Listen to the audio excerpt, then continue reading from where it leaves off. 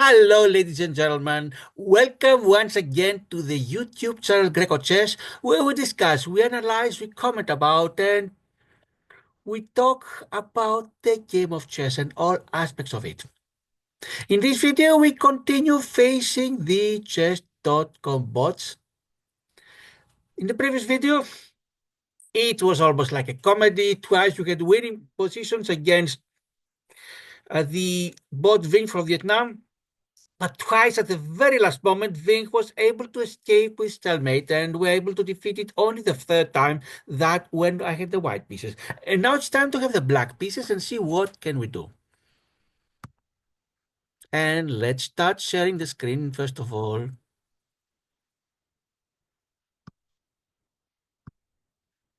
And yes, here we are. I'm playing against the bot Vinh that is from Vietnam, a country in Southeast Asia. Its rating is 1300. And let's see what can I do against it. Let's hope this time I'm more careful, because all the games I've lost are because I didn't pay attention at the crucial moment. And a very tough lesson to learn for the rated games. But let's start. Vin has the white, and look what he says. Sinhao, after this game, let's play some soccer. And Vin, I have no soccer skills. The only sport that I can play well is chess. If we play soccer, I have no chance against you, even if you're a beginner. And let's Vince begin. He begins with the d pawn. Okay, let's see if we can get the king's Indian defense going. No king's Indian defense. I play the symmetric way, pawn to d5. You play pawn to e3. I can't soccer, forget about soccer. I want to win the chess game, forget about soccer. Let's see if Vink is going to fall for that. When I play online with time tough controls, many opponents have fallen for this, but not Vink. He saw that the queen was threatened. And now Vink attacks my pawn on b7, and not just a pawn. If Vink takes it, then my rook on a8 is lost. So let's protect it.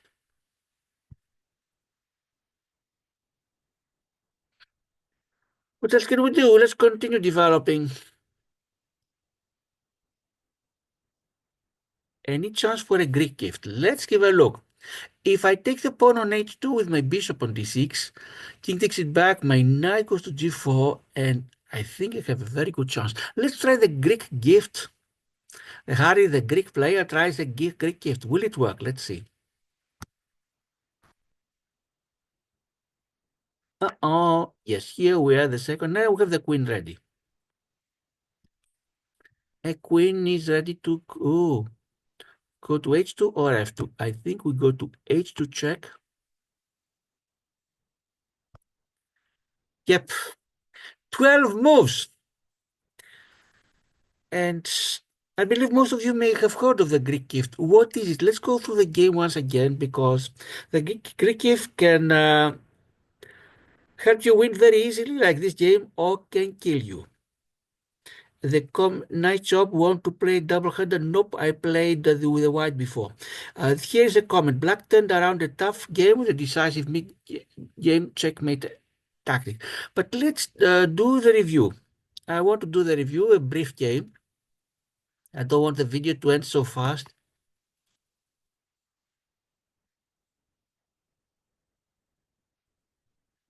Let's see. I had accuracy 87.5, 79.2 for Ving. 2050, supposedly my rating 1850 for Ving, so he played above the 1300. And each of us had one blunder. Let's see what was the blunder. Was a combination blunder that I just happened to work because Ving blundered? Let's give a look at the review. Book until now with the D pawns. Until the third move of Ving, it was book. And look what it says. Is you can even read it. I'm not hiding it this time. C4 is the last book move. The move follows established opening theory played by top players for years. It's good. Just a check mark, not excellent or the best. You're threatening to tactically win a queen, and of course, now the best move would have been queen to b3 because this attacks my pawn on b7 and my bishop on g4 is almost doing nothing there. Change, and pawn goes up. After 5 moves, Vinh has an advantage of 0.26. Good move, not the best. Vinh would rather have me take the pawn, and yes, especially without the light color bishop, it would have been more stable here. Queen to b7, yep. Pawn to b6, the best, of course. Protect my pawn on b7 and the rook on a8. Kingside castling for Vinh. Bishop to d6, yes, excellent move, but not the best. Rook to d1. And now I'm taking a huge gamble. Vinh is ahead by just 0.11 is even the score, and I take a gamble because I'm taking the pawn on h2. You've just allowed your bishop to be taken without a fight, says a comment. 2.27 advantage for Vinh. Let's see. Of course, takes it, yes. Knight to g4, yep. King to g1, yes. And queen to h4. Until now, after my supposed blunder, we've going through the best possible moves. And now a computer says that g3 next move of Vinh was a blunder. But what would have been the best move? Let's give a look. Knight. What would happen if knight went to g3? If knight went to g3, I could check from h2. Yes, now I don't have enough pieces to continue the attack because the h1 square is blocked by the knight. And if the knight blocks any chance I can take from f2. So really, I got lucky.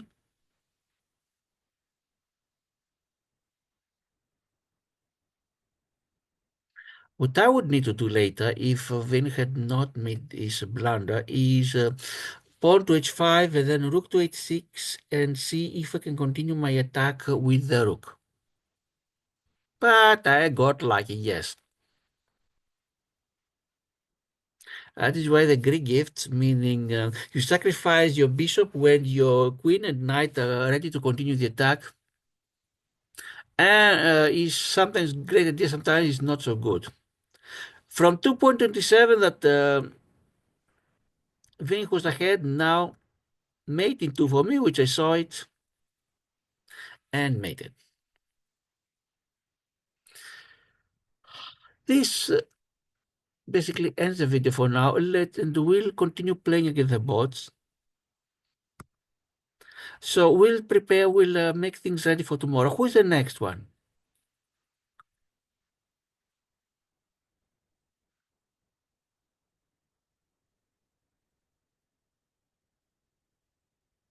The next one is Nilsson from South Africa. This is at the next video. Next time I return to the bots. And since we have enough time, let's give a look at the tournaments I've been looking at. I've been checking.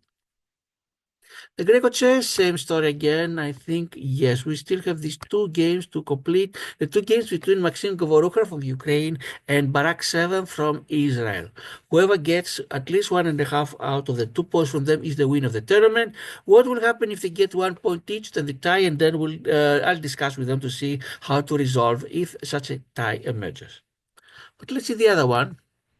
The Underwater Moonlight, the 9 Moons tournament. That is organized by one of my subscribers.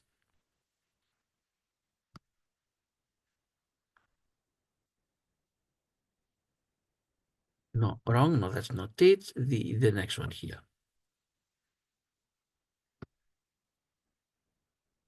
How many games remain for the first round to complete? Only 6 games remaining, and 8 out of 9 groups have been terminated. And the only group that is remaining, group 9, where there are 4 games remaining.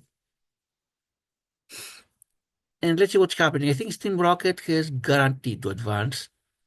13 points. Nobody can have more than 12, but 12 points No, in fact, PG of 74 can get 13, but still a second Steam Rocket would advance. And everything depends on the last four games of Lessa 4101. Lessa 4101 needs to win all four games to have any chance to go to tie breaking.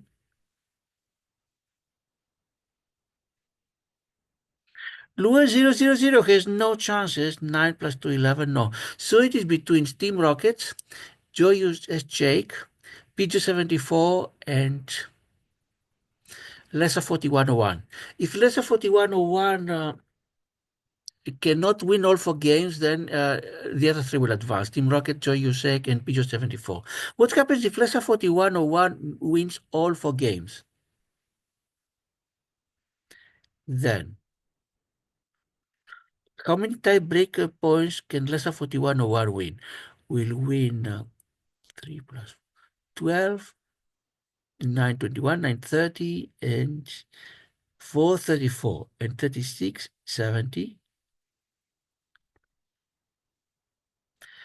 No, the math says that even if Lessa 4101 wins all four games, let's count again, 12 and 921 and 930 and 434 and 3670. It's still less than the 74 of PG 74. So really, it has really been decided. A Steam Rocket from Australia, Joe S. Jake from South Korea, and PG 74 from Italy have advanced. So we know the 28 semifinalists. I say 28 because in group number 3 we had 4 players out of 3 advancing.